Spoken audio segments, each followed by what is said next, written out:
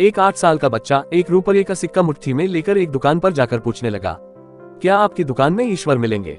दुकानदार ने यह बात सुनकर सिक्का नीचे फेंक दिया और बच्चे को निकाल दिया।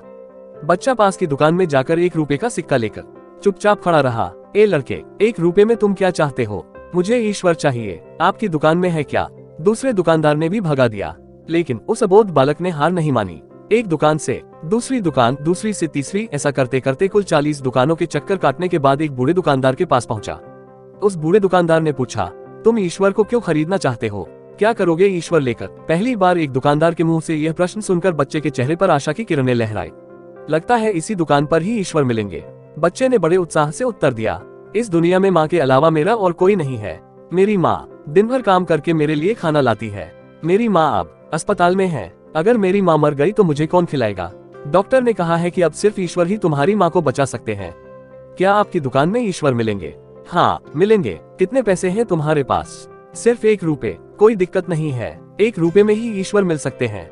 दुकानदार बच्चे के हाथ से ₹1 लेकर उसने पाया कि ₹1 में एक गिलास पानी के अलावा बेचने के लिए और कुछ भी नहीं है। इसलिए उस बच्चे को फिल्टर से एक गिलास पानी भर कर दिया और कहा, यह पानी पिलाने से ही तुम्हारी माँ ठीक हो जाएगी। अगले दिन कुछ मेडिकल स्पेशलिस्ट उस अस्पताल में गए।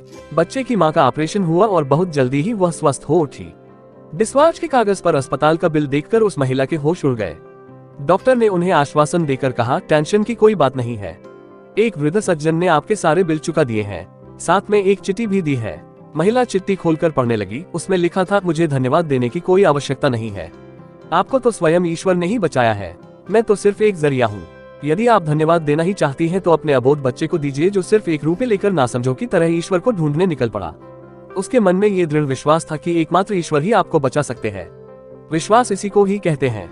ईश्वर को ढूंढने के लिए करोड़ों रुपए दान करने की जरूरत नहीं होती। यदि मन में अटूट विश्वास हो तो वे ₹1 में भी मिल सकते हैं।